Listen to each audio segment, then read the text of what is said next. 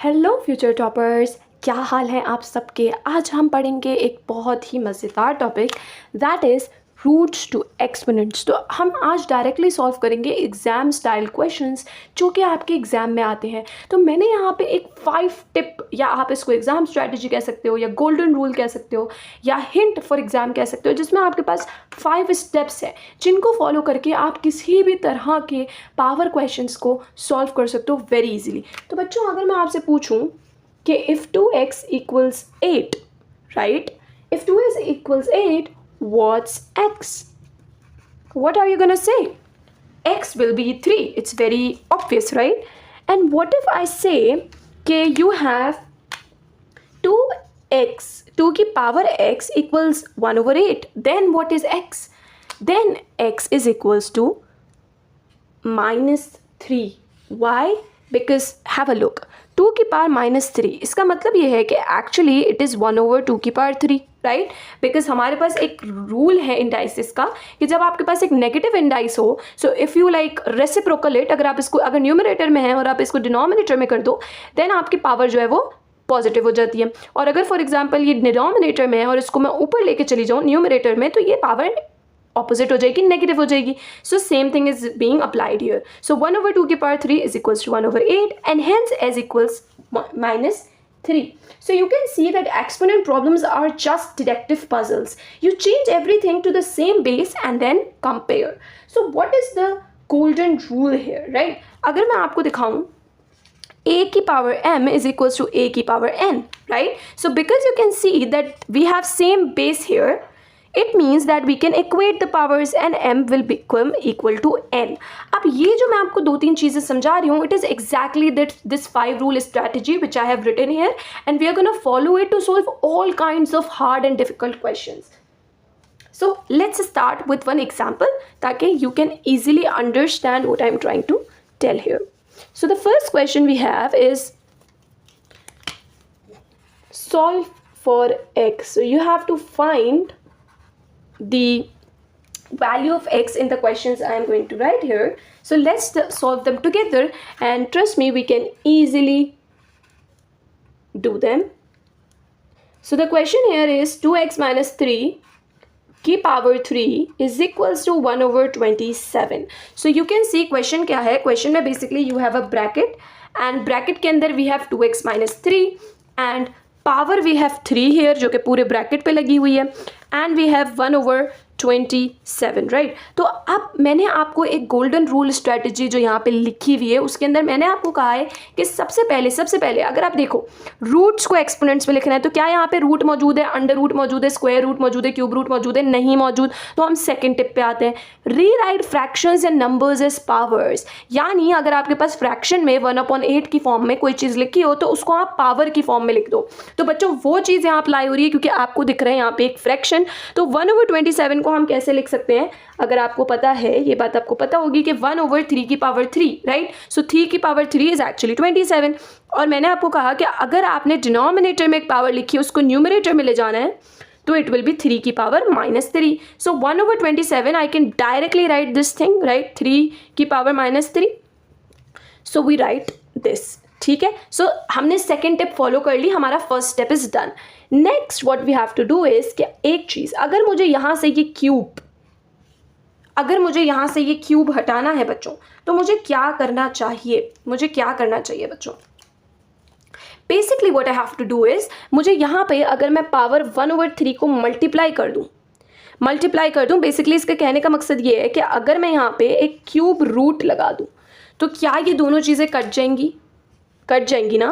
Because अगर आपके पास एक क्यूब होता है और अगर आप क्यूब रूट लगा दोगे तो वो कैंसिल आउट हो जाता है, और यही क्यूब रूट आपने दूसरी साइड पे भी लगाना है। सो बिकॉज यहाँ तो बच गया 2x minus 3 और यहाँ बच्चों क्या आया? 3 की पावर -3 अंदर था। अब देखो ये वाली बात यहाँ पे ट्रू होगी, रीराइट रूट्स एज एक्सपोनेंट। अगर अंडर रूट है मतलब स्क्वायर रूट है तो 1 over 2, अगर क्यूब रूट है तो 1 over 3, अगर इवन अंडर रूट x है तो 1 over x। तो यहाँ पे बच्चों क्या लिखा जाएगा? यहाँ पे हम ये लिख सकते हैं, गौर से देखो, -3 into 1 over 3, क्योंकि ये जो क्यूब रूट है एक्चुअली क्या है? 1 over 3। तो आपके पास ऑलरेडी -3 की पावर तो थी, तो आपने साथ में ये वाली पावर भी लिख दी। अब आप नोटिस करो ये कट जाएगा, तो आपके पास क्या आ रहा है एक्चुअली? 3 की power -1। Which is nothing but 1/3। इसको अगर आप दूसरे तरीके से सॉल्व करना चाहो तो हम इसको ऐसे भी कर सकते हैं। अभी आपको ये चीज़ समझ आ गई। अगर मैं इस स्टेप को एक स्टेप पीछे लेके जाऊं और इसको आसान वे में कर दूं, तो हमने यहाँ पे क्यूब रूट लगाया, यहाँ पे भी क्यूब रूट लगाएंगे 1/27, और 1/27 में आपको पता है कि 1/3 की पावर 3 होता है, तो 3 की पावर 3 इस क्यूब रूट से अगेन कटेगी और आंसर आ जाएगा 1/3। तो वही चीज़ मैंने वहाँ पे भी की और यहाँ पे भी की, सेम चीज़ है। अब हम सिंपली एक्स को निकाल सकते हैं, तो 3 + 1/3, यहाँ पे 2x है, यहाँ पे क्या आ जाएगा बच्चों 10/3, यहाँ पे 2x है, और फिर हम इसको डिवाइड करवा देंगे दूसरी साइड ले जाकर, तो ये बन जाएगा 5/3। सो हमारे पास पहला आंसर आ चुका है, that is x = 5/3। So I hope you get this. ये पहला आपका सॉल्व हो गया किन दो रूल से, इन दो रूल से इजीली सॉल्व हो गया। फ्रैक्शन को भी हमने in the form of power लिख दिया और रूट को भी in the form of exponents लिख दिया। जैसे कि आप देखो यहाँ पे, अगर अभी तो मैंने डायरेक्टली कर लिया, वरना मैं इसको ऐसे भी लिख सकती थी, 1/27 की पावर 1/3। आइदर वेज ये इजीली सॉल्व हो जाता है। It's upon you, right. This is a general exam strategy that you can remember for your exam so that you can easily solve it. Now let's do part B. Okay बच्चों, so second part we have here is कि bracket में we have 1/4, और bracket के बाद अगर आप देखो तो पावर में ये पूरी चीज़ है 3x - 1, और फिर इज इक्वल्स टू की दूसरी तरफ क्या है 8 की पावर x। तो अब आप नोटिस करो कि आपका x जो है वो पावर में आ गया है। क्या ये क्वेश्चन मुश्किल है? नहीं, बहुत ही आसान है। जो मैंने आपको एग्जाम स्ट्रेटेजी बताई है हम उससे सॉल्व करेंगे। हम कहेंगे कि यहाँ पे क्या रूट है, तो रूट तो नहीं है, तो इससे नीचे आ जाते हैं। क्या यहाँ पे फ्रैक्शन है? क्या यहाँ पे फ्रैक्शन है बच्चों? यहाँ पे फ्रैक्शन है, और फ्रैक्शन को हमें किस में करना है? In the form of power. तो अगर आप नोटिस करो तो 1/4 है, तो 1/4 को अगर 1/2 की पावर 2 लिख दूँ तो कोई मसला तो नहीं है। एंड इनफैक्ट इन्होंने क्या बोला, rewrite fractions and numbers as powers. तो नंबर में हमारे पास 8 है, और एक और चीज़ बच्चों, make the base same. Third rule, make the base same. जितनी आपके पास चीज़ें हैं, नंबर्स हैं, उनको सेम बेस में, या तो 2 में, या तो 3 में, या तो 5, जो भी कॉमन है उसमें आपको यहाँ कर देना है। तो यहाँ पे देखो, यहाँ पे 2 की फॉर्म में आ रहा है, तो यहाँ पे भी हम क्या कर सकते हैं 2 की पावर 3, और x एज इट इज, क्योंकि पावर में x तो था, तो हमने 8 की जगह क्या कर दिया 2 की पावर 3, और 4 की जगह कर दिया 2 की पावर स्क्वायर। तो अभी हमने सेकंड रूल और थर्ड रूल को देखा और हमने कहा ये हो जाएगा आराम से।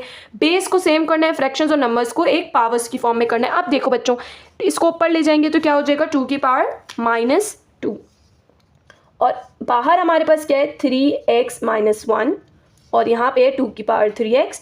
अब देखो बच्चों, इसको अगर मैं बेसिकली इस -2 को इन दोनों चीज़ों से मल्टीप्लाई करेंगे, तो -2 को पहले 3x से मल्टीप्लाई करोगे तो क्या आ जाएगा -6x, और माइनस प्लस, और 2 × 1 = 2। तो ये हो गई ये वाली पावर। और अब बच्चों एक और चीज़ देखना, अब आप नोटिस करो लेफ्ट हैंड साइड और राइट हैंड साइड पे दोनों में बेसेस सेम हो गई हैं, और हमें यही कहा गया था make the base same, make the base same, क्योंकि जब लेफ्ट हैंड और राइट हैंड पे बेस सेम हो जाती है, तो बच्चों मैंने वीडियो के स्टार्टिंग में क्या बात बताई थी कि a की पावर m और a की पावर n का मतलब है you can easily equate the powers when the bases are same. तो हमने कहा था कि हमें बेस को सेम रखना है, ताकि बच्चों अगर रूल 5 देखो, equate the powers if the bases are equal. Combined powers का मतलब ये होता है कि जैसे यहाँ पे मल्टीप्लाई करना था तो मल्टीप्लाई हो गया, यहाँ पे 3 मल्टीप्लाई हो रहा है x, राइट। तो ये 4th स्टेप था, ये अभी इतना काम नहीं है, बेसिकली हमने कर लिया, हमें पता भी नहीं चला। तो हम डायरेक्टली 5 को देखते हैं, equate powers if the bases are equal. तो बच्चों इंपॉर्टेंट क्या होता है इस तरह के क्वेश्चंस में कि हमारी जो बेसेस हैं वो एक तो कॉमन बेस में आ जाए, ताकि हम लेफ्ट हैंड साइड को राइट हैंड साइड को दोनों की पावर्स को कंपेयर कर सकें। तो -6x + 2 = 3x लिख दिया, और फिर हम इसको 6x को दूसरी साइड ले जाएंगे तो 3x + 6x = 2, और ये हो जाएगा 2/9। सो बच्चों ये वाला आंसर भी हमारे पास निकल के आ गया, बहुत ही इजी तरीके से, अच्छे तरीके से, आसान तरीके से, with the help of these 5 rule strategy that I explained. Now will do one more part two further understand it. बच्चों पार्ट सी देखो, ये क्वेश्चन तो बहुत ही आसान है बच्चों। यहाँ पे क्या लिखा हुआ है 11 की पावर x - 4। पहले तो देखो बच्चों, क्वेश्चन को गलत नहीं पढ़ना है, पार्ट को गलत नहीं पढ़ना है एग्जाम के अंदर। यहाँ पे क्लियरली आपको दिख रहा है कि 11 की पावर में है x - 4 पूरा, ठीक है। ऐसा नहीं है कि x - 4 नीचे, 11 की पावर में x - 4 है। यहाँ पे क्या 49 / 7 का स्क्वायर। बच्चों ये बहुत ही ईजी है, अभी तक जो हमने किए हैं उससे तो बहुत ही ईजी है। सिंपली मैंने ऐसे लिख देती हूँ इस डिवाइड को और 7 का स्क्वायर, बच्चे ठीक है, कोई मसला नहीं है। 7 का स्क्वायर क्या होता है बच्चों 49 ही होता है, ठीक है। मैं आपको ऐसे एग्जाम स्टाइल क्वेश्चन करा रही हूँ जिसके बाद आप इजीली एग्जाम के किसी भी टाइप के क्वेश्चन को कर लोगे। अब देखो 49 डिवाइड बाई 49 हो गया, क्या आया 1, तो 1 को 11 की पावर 0 लिख सकते हैं। ये रूल देखो, मैंने ये क्वेश्चन इसलिए उठाया क्योंकि इसके अंदर आपके पास जीरो इंडेक्स रूल आपको याद आ गया होगा ये क्वेश्चन करते ही। ये जीरो इंडेक्स रूल में हमने पढ़ा था, क्या पढ़ा था बच्चों, बताओ क्या पढ़ा था, याद करो। हमने पढ़ा था कि a की पावर 0 हमेशा 1 होती है। इनफैक्ट कोई भी नंबर हो दुनिया का बच्चों, a में आप कह लो 2 की पावर 0, 3 की पावर 0, 81 की पावर 0, 1 लाख की पावर 0, किसी भी चीज़ की पावर 0 कर दोगे तो वो अल्टीमेटली 1 ही बन जाता है। सो यहाँ पे मैंने क्यों 11 की पावर 0 किया बच्चों, इसकी लॉजिक आपको यहाँ दिख जाएगी 3 इस एग्जाम स्ट्रेटेजी 3 में कि मेक द बेस सेम। तो क्योंकि लेफ्ट हैंड साइड पे 11 ऑलरेडी था और उसकी पावर में x-4 था और हमें x-4 को सॉल्व करना था, राइट। तो हमने क्या कहा, हमने कहा हमारे पास यहाँ 1 आ रहा है तो हम यहाँ पे पावर 0 11 की कर देते हैं, ताकि क्या होगा बच्चों बेस सेम करने से, ये देखो ये पढ़ो, equate powers if bases are equal. तो bases are equal you can directly equate your powers, this and ये हो गया। मैंने कहा था ना बहुत ईजी है। तो ये क्या हो गया, x =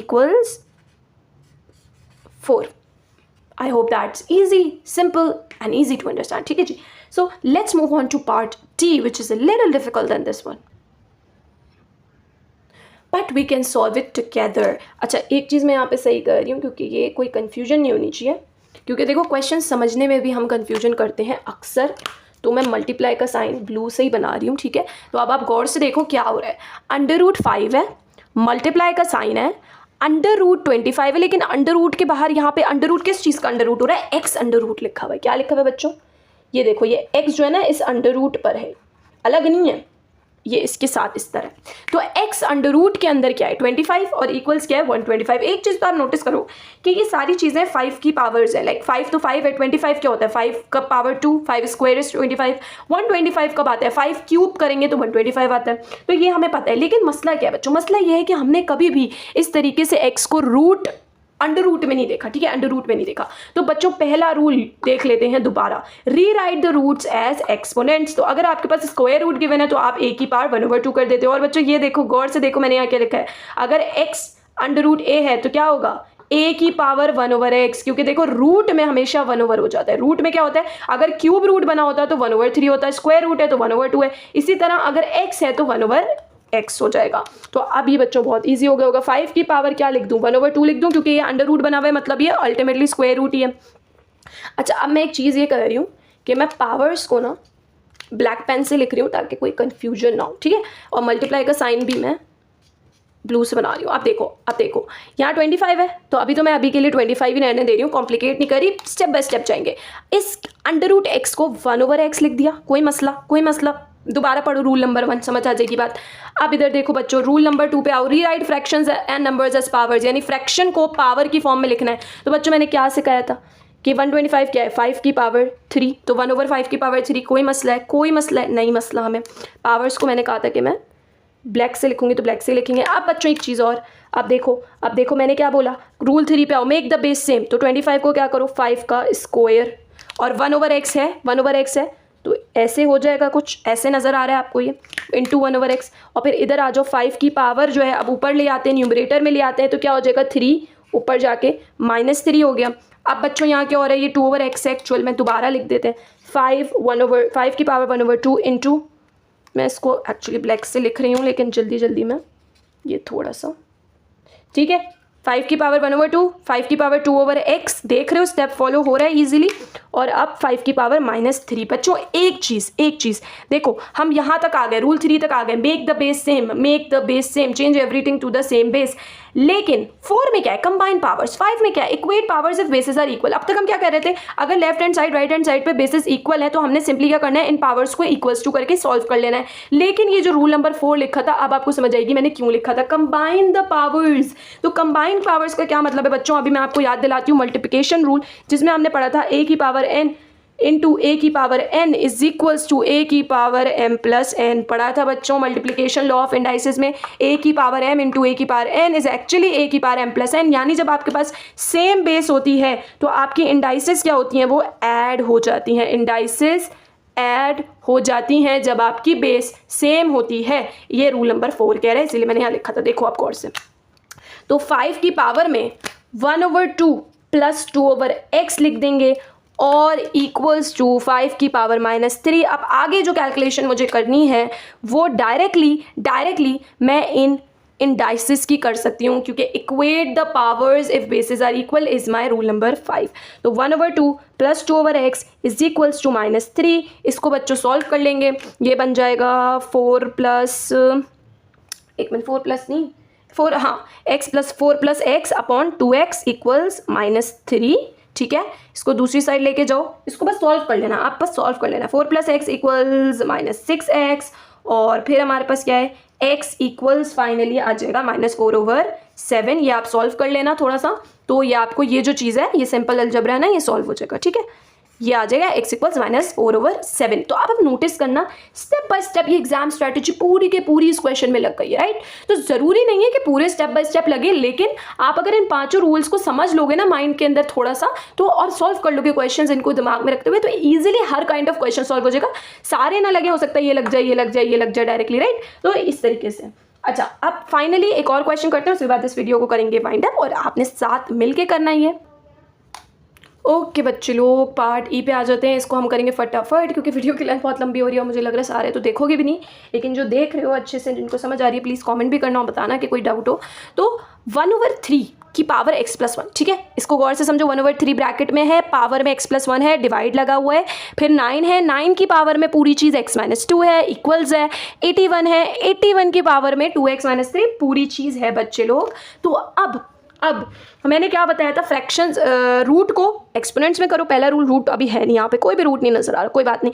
फ्रैक्शंस और नंबर्स को पावर्स में कर दो। तो देखो फ्रैक्शंस में तो अभी 1/3 है, तो 1/3 को और कितना ही पावर में कर सकते हो आप। एक्चुअली करने को तो कर सकते हैं, क्या करेंगे, मैं ये कर सकते हैं सिर्फ 3 की पावर -1, क्योंकि फ्रैक्शंस है ना, तो पावर में करना है, तो 3 की पावर -1, क्योंकि इसको पढ़ लेगा, बाहर x प्लस 1 है। अच्छा, एक और अच्छा तरीका बच्चों इसको लिखने का ये होता है, अगर वैसे मर्जी है कैसे भी लिख लो, ऐसे भी लिख सकते हो, ठीक है, ऐसे भी लिख सकते हो। अब डिवाइड जो है वो एज इट इज, अभी के लिए मैं इसको डिवाइड को फ्रैक्शन के फॉर्म में नहीं कर रही।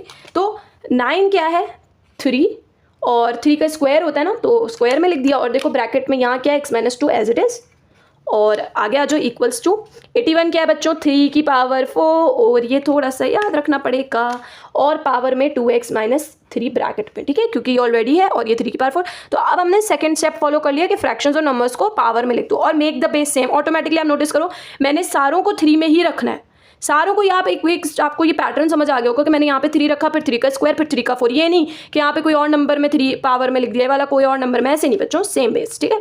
तो अब यहाँ पे इसको सॉल्व कर लो, माइनस से मल्टीप्लाई करो, -x-1 डिवाइड में। अच्छा, डिवाइड में देखो ऐसे लिखना है, तो 1 मिनट के लिए लिख लो और इसको मल्टीप्लाई भी कर लो, 2x-4, और फिर यहाँ पे आ जाओ 3 और 4 को मल्टीप्लाई करो, 4 2 ज़ा 8x -4 3 ज़ा 12, ये हो गया। अब बच्चे लोग यहाँ क्या होगा, कंबाइंड पावर्स, रूल नंबर 4, इसमें क्या करते थे बच्चे, a की power m divide by a की power n is equals to a की पावर -n। याद करो, ये हमने पढ़ा था, डिविजन लॉ ऑफ इंडाइसिस था, जिसके अंदर हमने कहा था कि अगर आपके पास सेम बेसिस डिवाइड हो रही हैं तो फिर उनकी इंडाइसिस आपस में सब्ट्रैक्ट होंगी m-n। तो यहाँ पे भी यही चीज़ कर लूँ मैं, 3 लिख दूँ, फिर -x-1 को, और से देखो -x-1, यहाँ पे माइनस का साइन, मैं इसको ब्लैक से लिख देती हूँ। अबे यार कितना गंदा लिख रही हूँ मैं वैसे, माइनस का साइन, और फिर बच्चे लोग 2x-4, लेकिन ब्रैकेट में, ताकि कोई गड़बड़ ना हो, ठीक है। तो क्या हो गया, ये इंडाइस क्या हो गए, बीच में सब्ट्रैक्ट का साइन हो गया, बहुत ईजी है। अब ये आप आगे खुद भी कर पाओगे, तो अब हम इसको फॉलो करते हैं। देखो ये मैं मिटा दूँ, डिवीजन लॉ याद आ गया, सबको याद आ गया, लिख लो। a की पावर m मतलब क्या है, बेसिकली बेसिस देखो a मतलब सेम है, और इंडाइसिस उनकी सब्ट्रैक्ट हो गई, ठीक है, यही चीज़ यहाँ पे हुई है। It is called as division law of indices, ये रिवाइज भी हो गया हमारा। अब देखो 3 की पावर में -x-1, देखो इस माइनस को मल्टीप्लाई करो, -2x, इसको मल्टीप्लाई करो, -4। अब इसको थोड़ा सा और सॉल्व कर लो ताकि ये साफ सुथरा सा समझ आ जाए। तो ये बन जाएगा -3x + 3। तो देखो 3 की पावर में क्या चीज़ है, -3x + 3 इस साइड, और दूसरी साइड क्या है, 3 की पावर में 8x - 12। अब बच्चे लोग हमने कहा था कि बेसिस को सेम रखना होता है, और रूल नंबर 5 क्या है, equate the powers if bases are equal. यानी अगर देखो बेसिस दोनों left hand side right hand side पे सेम है, तो हम इनकी पावर्स को एग्जैक्टली इक्वेट करके लिख सकते हैं बच्चे लोग। तो हम लिखेंगे, अब मैं इसको ऐसे लिख लेते हैं, 8x - 12, इसको सॉल्व कर लो, ये बन जाएगा 15 = लिखा हुआ नज़र तो आ रहा है ना आप लोग को, x इक्वल्स 15/11, ठीक है, नज़र आ रहा है। थोड़ा सा ना इसको क्या करो, जूम इन कर लो, लेकिन खुद से अगर देखो पेपर पे लिखोगे तो आपको समझ आ जाएगा। -3x + 3 इक्वल्स 8x - 12, और फिर देखो यहाँ पे क्या हुआ, -3x था 8 था, तो हमने 3x को उधर ले गए तो 8x + 3x 11x है, देखो ये रहा, और -12 को इधर ले आए तो 12 + 3 15 हो गया, और फिर x इक्वल्स 15/11। इसको अगर आप यहाँ पे पुट कर दोगे तो एग्जैक्टली ये पूरी left hand side right hand side equal भी हो जाएगी। इस तरीके से आपको पता लग जाएगा आपने अपने पार्ट्स सही से सॉल्व किया। आंसर को प्लग इन कर दो इक्वेशन के अंदर in the start. So that's it for today's video. कुछ समझ ना आए तो मुझे बताओ, और इस स्ट्रैटेजी को थोड़ा सा याद करो, समझो, याद नहीं करना, रट्टा नहीं मारना, समझना है तो ईजिली हर टाइप का क्वेश्चन हो जाएगा। टाटा बाय बाय, और एग्जाम टॉप करो इंशाल्लाह। टाटा बाय बाय।